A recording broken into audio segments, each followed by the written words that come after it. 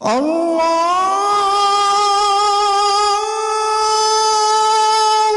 أكبر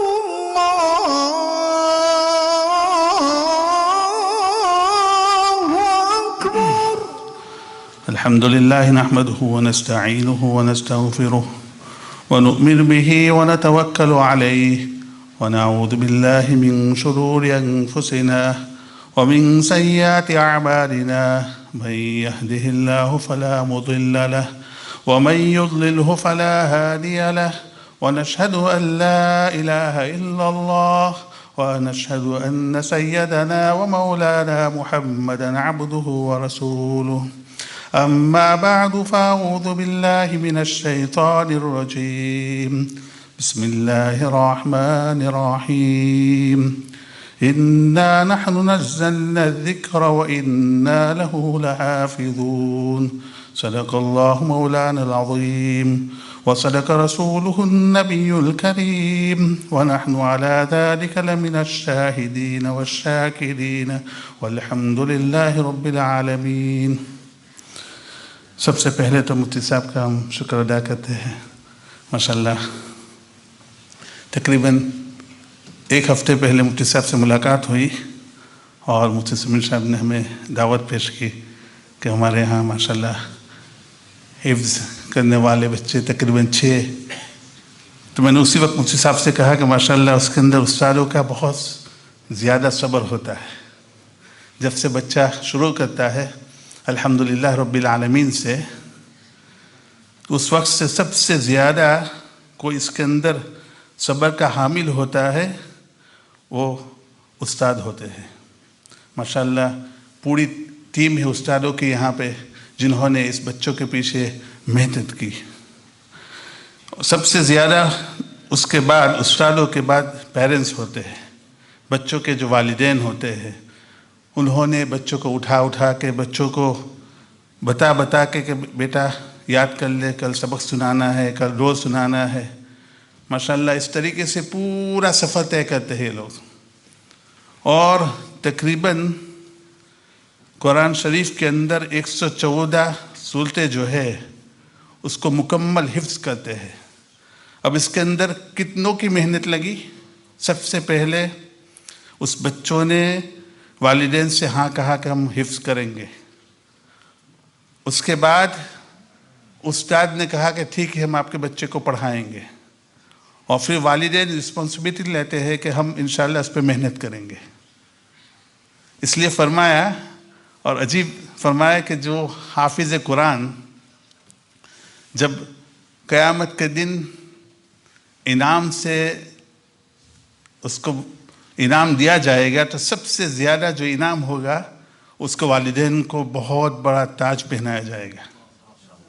اب اس پہ سوچنا چاہیے کہ والدین کو اتنا زبردست تاج کہ اگر سورج گھر میں آ جائے تو سورج کی روشنی کم ہو جائے. یعنی اللہ کے رسول فرماتے ہیں تو کتنا عجیب یہ انعام ہے والدین کے لیے.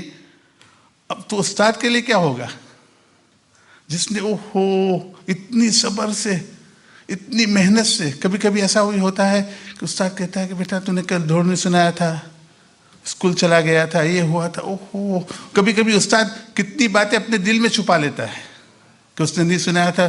والدین جب آتے ہیں میرا بیٹا ٹھیک ہے ماشاءاللہ کیسا پڑھ رہا ہے تو کہتے ہیں کہ بہت اچھا پڑھ رہا ہے. کتنی باتیں ہوتی ہیں استادوں کے دل میں کہ والدین کو بتایا جائے کہ دیکھو اس نے اس دن سبق نہیں سنایا تھا لیکن صبر کر لیتے ہیں. تو کتنا بڑا انعام ہوگا استادوں کے لیے. پہلے تو استاد خود حافظ قرآن ہے تو اس کا تو انعام ہے ہی، ان کے والدین کو انعام ہے، لیکن انہوں نے جو حفظ بنائے. اس کے بعد جو حافظ قرآن کو یہ کہا جائے گا کہ تیرے فیملی کے یا جس کو تو چاہے 11 لوگ جس پہ جہنم واجب ہو گئی ہوتی ہے، یعنی جس کے اوپر جہنم واجب ہو گئی ہوتی ہے اس کو اللہ فرمائیں گے کہ تو اس میں سے چون لے. اس پورے مجمع کے اندر سے لاکھوں کروڑوں کی تعداد کے اندر انسان کھڑے ہوں گے. اس کے اندر سے وہ بچہ وہ حافظ قرآن چونے گا اور کہے گا کہ اللہ ان کو فلاں کو جنت عطا فرما. تم دیکھو تو صحیح، تو اس مسجد کے اندر آج تک جتنے حافظ قرآن ہوئے اور ماشاءاللہ جنہوں نے اس مسجد کے اندر سب سے پہلا تعاون کیا، جس نے سب سے پہلے شروع کیا، اللہ تعالیٰ کیا ہم لوگ بھول جاتے ہیں، ہم لوگ 2 رکعت نماز پڑھ کے بھول جاتے ہیں، اللہ کے نہیں بھولتا، ہر چیز لکھی ہوئی ہے، ہر چیز کہ اس مسجد کے سب سے پہلے بانی، اس مسجد کے اندر سب سے پہلے شروع کرنے والا، اس مسجد کے اندر سب سے پہلے خیال کرنے والا کہ یہاں پہ مسجد ہونی چاہیے۔ آج تک ماشاءاللہ یہاں پہ میں بہت دفعہ یہاں پہ آتا رہتا ہوں اس مسجد کے اندر، ماشاءاللہ ہمارے مفتی صاحب، اللہ تعالیٰ مفتی صاحب کو جزائے خیر دے، بہت خلق آدمی، اخلاق والے، اللہ تعالیٰ ان کو خوب صحت کے ساتھ، عافیت کے ساتھ اس مسجد کے اندر اور ان سے خوب کام لے اور خوب لمبی عمر عطا فرمائے۔ تو ماشاءاللہ میں دیکھتا رہتا ہوں ماشاءاللہ اس مسجد کے اندر بہت اچھے لوگ ہیں، ہمارے امیر صاحب جو ہے ماشاءاللہ، اسی طرح ہمارے امیر صاحب جو ہے ماشاءاللہ ان کے ساتھ بھی تعلق ہے ماشاءاللہ۔ تو مقصد کہنا کا یہ ہے کہ جو بچوں نے حفظ کیا وہ مبارکباد کے بعد اس اساتذہ کرام اور والدین، لیکن جس نے مسجد کے اندر جنہوں نے کمیٹی جس کو کہتے ہیں ہم، جو پہلے سے شروع سے چلی آئی ہے، تو وہ بھی مبارکباد کے حامل ہیں، ہمیں انہیں بھی مبارکباد دینا چاہیے۔ اور اب جو بچے حفظ کر چکے ہیں ماشاءاللہ، ان کے لیے سب سے بڑی بات یہ ہے کہ ماشاءاللہ انہوں نے محنت سے، یعنی اب اگر سوچا جائے، حساب لگایا جائے تو انہوں نے کتنی دفعہ قرآن شریف پڑھا ہوگا؟ اگر ہم سورہ فاتحہ اور الف لام میم کو لگایا جائے تو تقریباً کئی ہزار دفعہ بنتا ہے۔ یعنی ہم کسی عامل کے پاس جاتے ہیں کہ بھائی فلاں بیمار ہے تو وہ کہتے ہیں بھائی 40 دفعہ یہ پڑھو، کوئی کہے گا کہ 500 دفعہ یہ پڑھو، لیکن ان بچوں نے حفظ کے لیے اگر سورہ فاتحہ کو گنا جائے، الف لام میم اور پہلا پارہ، سیکنڈ سپارہ جو گنا جائے تو کئی ہزار بنتا ہے۔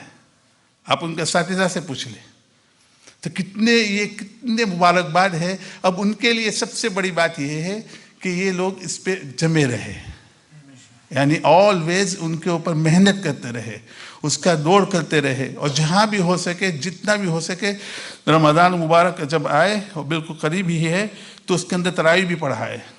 ایسا نہیں کہ حافظ ہو گئے تو اب چلو اب تو چھٹی ہو گئی، نہیں، ہمارے اکابرین فرماتے ہیں جب تم فارغ ہوتے ہیں، اب فارغ نہیں ہوئے، اب تمہارا کام شروع ہوا۔ پہلے فارغ تھے کہ تمہیں صرف استاد کے سامنے پڑھنا تھا، اب فارغ نہیں، اب تو تم میدان میں آئے ہیں۔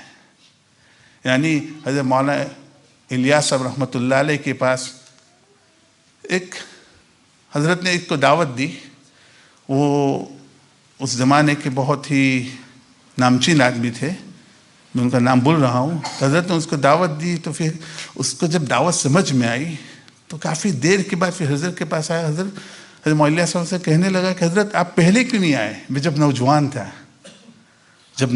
تھا اس وقت آپ آ جاتے تو میں کتنا کام کر سکتا ہے اس میدان کے اندر۔ تو حضرت نے کہا کہ اب تو آپ کام کے بنے ہیں، جس دن سے آپ نے یہ بات سمجھ میں آ گئی کہ کس کام کے لیے میں نے آپ کو دعوت دی ہے، اب یہ سمجھ میں آئی، اب تو آپ میدان میں آئے ہیں، اب آپ کا کام شروع ہوا ہے، جو ہو گیا ختم ہو گیا۔ تو جو بچے فارغ ہوئے ہیں اس کو ہم گزارش کرتے ہیں، ریکویسٹ کرتے ہیں کہ وہ جتنا بھی ہو سکے قرآن شریف کے اوپر جتنا بھی ہو سکے اس کو جمانے کی کوشش کرے۔ جب قرآن شریف جم جاتا ہے یعنی دلوں کے اندر، تو پھر اس کے بعد پڑھنا، اور جب بھی ہم چاہے، اور ہماری وجہ سے کتنے لوگ حافظ قرآن ہوں گے، اور یہ جب تک چلتا رہے گا اس مسجد کو، اس مسجد کے بنانے والے کو، اساتذہ کو، والدین کو، اور جو بھی سب کو ثواب پہنچتا رہے گا۔ میں نے کہا نا ہم لوگ بھول جاتے ہیں، اللہ رب العزت کبھی نہیں بھولتے، ہر چیز کا وہ حساب رکھتے ہیں۔ اور فرمایا لا ظلم اليوم، اس لیے فرمایا کہ میں نے ایک دن رکھا ہے جس میں ظلم نہیں ہوگا، حساب ہوگا۔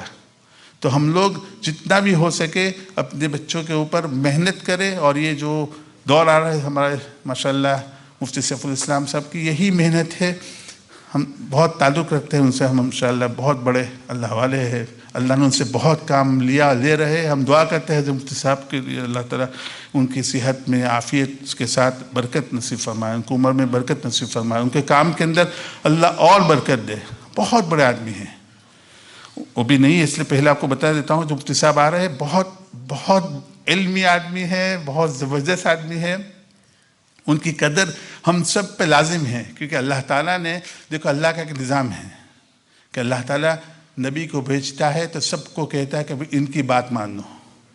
نبی کے بعد نبی کے جو جانشین ہوتے ہیں صحابہ رضوان اللہ اجمعین، اللہ فرماتے ہیں اب ان کی بات مانو. اس کے بعد جو ہم ان کے ماننے والے تو کہا اب ان کی بات مانو. اس طریقے سے جس علاقے کے اندر جو امام ہوتے ہیں، جو اساتذہ ہوتے ہیں، جو مبلغ ہوتے ہیں، اب اللہ فرماتے ان کی بات مانو. یہ اسلام کا ایک نظریہ ہے. اسی طریقے سے ایک ہوتے ہیں جو پورے کنٹری کے اندر یا پورے ملک یا پوری دنیا کے اندر مشہور ہوتے ہیں، تو ان کے لیے سب کے لیے بات ماننی. دیکھو جیسے مفتی شیخ الاسلام صاحب پورے انگلینڈ کے اندر بلکہ پورے دنیا کے اندر لوگ سنتے ہیں ان کو. اب ان کی بات ہر وقت کبھی کتابوں کی شکل میں، کبھی بیانوں کی شکل میں، کبھی چھوٹے چھوٹے کلپ کے شکل میں. تو یہی ہے، تو ہمیں ان کی بات کو ماننا چاہیے اور اس کے اوپر عمل کرنی چاہیے.